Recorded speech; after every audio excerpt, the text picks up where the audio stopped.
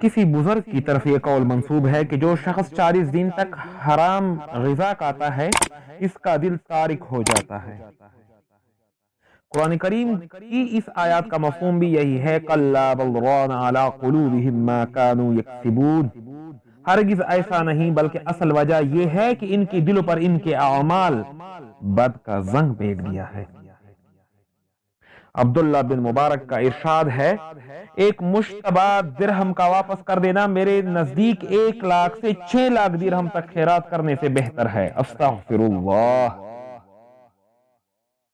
ایک بزرگ فرماتے ہیں جب کوئی بندہ کوئی نوالا کہتا ہے تو اس کا دل چمڑے کی طرح بگڑ جاتا ہے اور کبھی اپنی اصل حالت پر واپس نہیں آتا۔ جو شخص حرام غذا کھاتا ہے اس کے اعضاء باری تعالیٰ کی نافرمانی کرتے ہیں، خواہ ہو چاہے یا نہ چاہے، خواہ اسے علم ہو یا نہ ہو۔ اور جو شخص حلال غذا کھاتا ہے اس کے اعضاء باری تعالیٰ کی اطاعت کرتے ہیں۔ آج کل نافرمان اولادوں کی مثال آپ لوگوں کے سامنے ہے۔ جب کسی سے ملے تو اپنے نافرمان اولاد کی شکایتوں کے انبار لگا لیتے ہیں۔ وجہ کیا ہے کہ ہم لوگوں نے حلال و حرام کی تمیز چھوڑی ہے۔ بس جہاں سے ملے، جیسے ملے، جس حالت میں ملے، پیسہ ہے جیب میں ڈالو اور گھر لے کے آؤ اور اپنے اولاد کو کھلاؤ۔ کبھی ہم نے اس پہ جانچ پڑتال کرنے کی کوشش نہیں کی۔ جب حرام کھلاؤ گے تو لفظ بہت تلخ ہے تو حرامی پیدا ہوں گے۔ یہی وجہ ہے کہ ہر کوئی اپنے اولاد سے، اپنے بیٹیوں سے، بیٹوں سے، نافرمانیوں سے تنگ آ گئے ہیں۔ ہمیں حلال اور حرام میں تمیز کرنا چاہیے۔ اب جو شخص حلال غذا کھاتا ہے اس کے اعضاء باری تعالیٰ کی اطاعت کرتے ہیں اور انہیں خیر کی توفیق عطا کی جاتی ہے۔ ایک بزرگ کا قول ہے کہ آدمی جب حلال غذا کا پہلا لقمہ کھاتا ہے تو اس کے پچھلے گناہ معاف کر دیے جاتے ہیں۔ استغفر اللہ، اللہ اکبر۔ تو اس کے پچھلے گناہ معاف کر دیے جاتے ہیں۔ بہت بھاری جملہ ہے، کتنا بڑا انعام ہے حلال رزق۔ ایک تو ہمارا آخرت کا حساب بہت آسان ہوگا اور دوسرا دنیا میں اس کے بدلے انعامات ہے۔ یعنی یہ اس طرح کی مثال ہے جب دنیا میں ہم کوئی چیز خریدتے ہیں اور اس کے بدلے کوئی پیکیج ہوتا ہے۔ یعنی آپ اگر کوئی فریج خریدو گے تو اس کے ساتھ ساتھ آپ کو ایک استری بھی ملے گی۔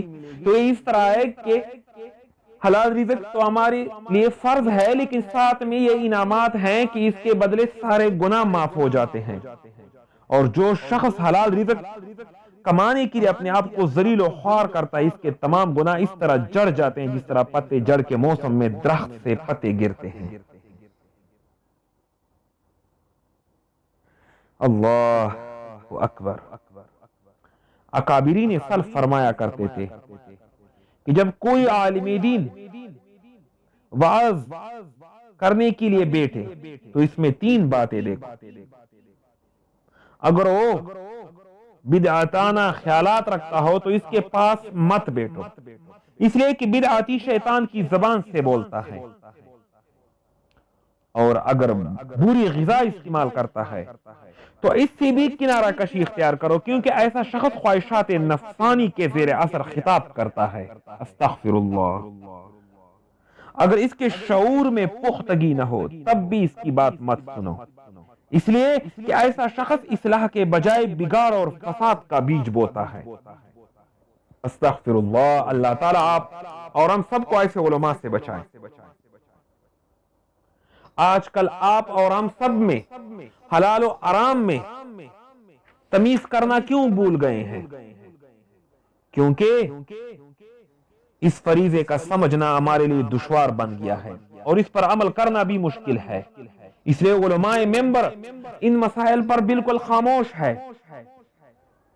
بس صرف وہ والی روایت کثرت سے بیان کیا جاتا ہے کہ ایک عورت بد کردار عورت نے ایک کتے کو پانی پلایا اور اس کے بدلے اس کی شفاعت ہو گئی. اللہ اکبر. کیونکہ ہمارے مقتدی، ہمارے نمازی، ہمارے مسلمان بھائی ایسے مسائل سننا پسند کرتے ہیں.